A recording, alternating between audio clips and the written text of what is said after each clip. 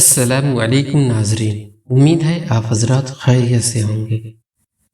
محترم ناظرین، ایک بار پھر آپ سبھی حضرات کا استقبال ہے نور اخلاق یوٹیوب چینل پر۔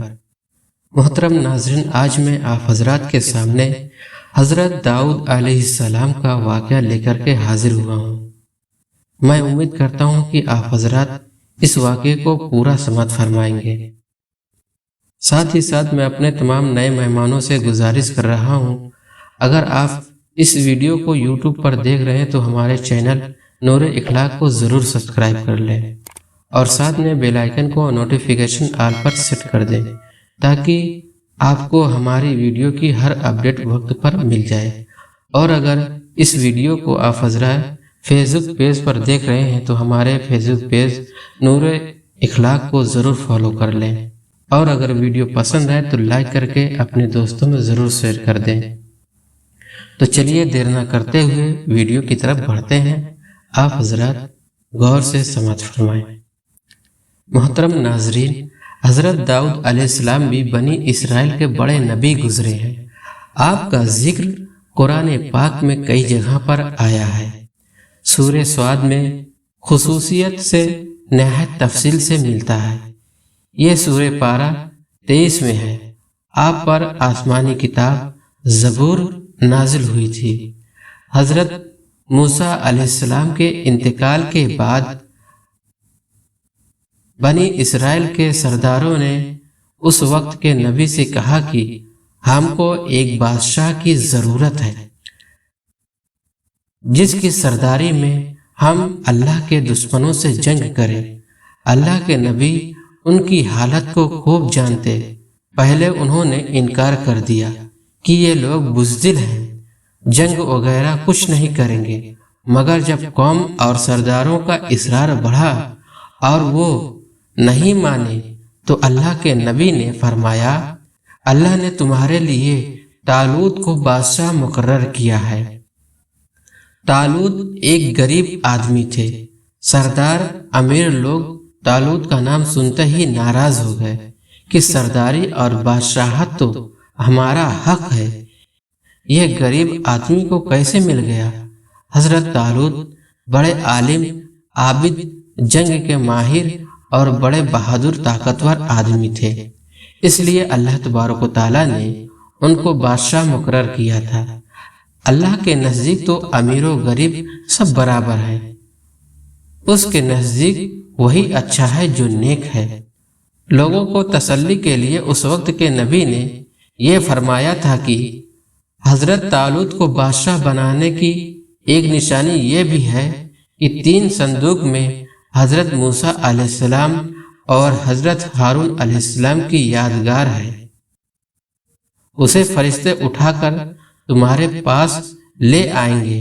چنانچہ فرشتے وہ صندوق ان کے قوم کے پاس لے آئے۔ آخر انہوں نے حضرت طالوت علیہ السلام کو اپنا بادشاہ بنا لیا۔ آخر جب طالوت علیہ السلام اپنی فوج لے کر روانہ ہونے لگے تو انہوں نے اپنی قوم کی طرف آزمائش کی کہ اگر کوئی مصیبت آئے تو یہ لوگ اس کا مقابلہ کریں گے یا بھاگ جائیں گے۔ انہوں نے کہا کہ آگے چل کر پانی کی ایک نہر آئے گی، جس نے اس کا پانی پی لیا اس کو مجھ سے کوئی تعلق نہ ہوگا۔ میرا آدمی وہ ہے جو اس میں سے زیادہ پانی نہ پیے، ایک چلو پیے۔ مگر جب نہر پر پہنچے تو چند لوگوں کے سوا سب نے خوب پانی پی لیا۔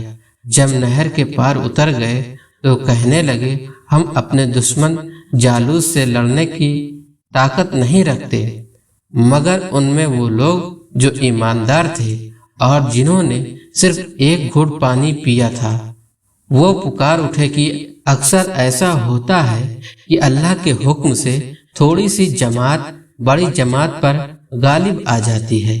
اللہ ہمیشہ صبر کرنے والوں کا ساتھ دیتا ہے۔ جب یہ لوگ جالوت کے لشکر کے سامنے آئے تو دعا کی، اے ہمارے رب، ہمیں اپنے پاس سے صبر عطا کر کہ مر مٹیں، مگر دشمن سے ڈر کے پیچھے نہ ہٹیں۔ ہمارے پاؤں جمائے رکھ اور ہمیں فتح دے، پھر اللہ کے حکم سے انہوں نے دشمن کو شکست دی۔ حضرت طالوت علیہ السلام کے بعد حضرت داؤد علیہ السلام کو اللہ نے حکومت عطا کی، اور حکومت بھی ایسی عطا کی کہ انسانوں کے ساتھ پہاڑوں اور پرندوں کو بھی ان کا فرما بردار کر دیا۔ ان کو دانائی اور مقدموں کے فیصلے کرنے کی لیاقت بخشی، پھر بھی وہ اللہ کی عبادت ہر وقت کرتے رہے۔ اللہ نے ان کو حکم دیا تھا کہ پوری زرہیں بنائیں، کڑیوں کے جوڑنے میں مناسب انداز کا خیال رکھیں اور اپنی زندگی نیک کاموں پر خرچ کریں۔ ایک دفعہ اللہ تبارک و تعالیٰ نے ان کا امتحان لیا۔ اس طرح کی 2 آدمی دیوار کود کر ان کے مکان میں گھس آئے جس میں وہ عبادت کرتے تھے۔ آپ نے انہیں دیکھا تو گھبرا گئے۔ انہوں نے کہا، آپ گھبرائے نہیں، ہم اپنا جھگڑا لے کر آئے ہیں۔ میرے اس بھائی کے پاس 99 دمبیاں ہیں اور میرے پاس صرف 1 ہے۔ اب یہ 1 ڈبی کو بھی لینا چاہتا ہے۔ آپ انصاف کے ساتھ فیصلہ کریں۔ آپ نے فرمایا کہ جو تم سے دمبی مانگ رہا ہے اس میں یہ زیادتی پر ہے، اور اکثر شریک ایک دوسرے پر زیادتی کرتے ہیں۔ البتہ جو لوگ اللہ پر ایمان رکھتے ہیں اور نیک کام کرتے ہیں وہ اس زیادتی سے بچ جاتے ہیں، مگر ایسے شریک بہت کم ہوتے ہیں۔ جب یہ لوگ چلے گئے تو آپ کو خیال گزرا کہ اللہ نے یہ میرا امتحان لیا ہے۔ انہوں نے توبہ کی، سجدے میں گر پڑے اور اللہ کی طرف توجہ کی۔ اللہ تعالیٰ نے فرمایا کہ اے داؤد، ہم نے تمہیں اس زمین کا خلیفہ بنا دیا ہے۔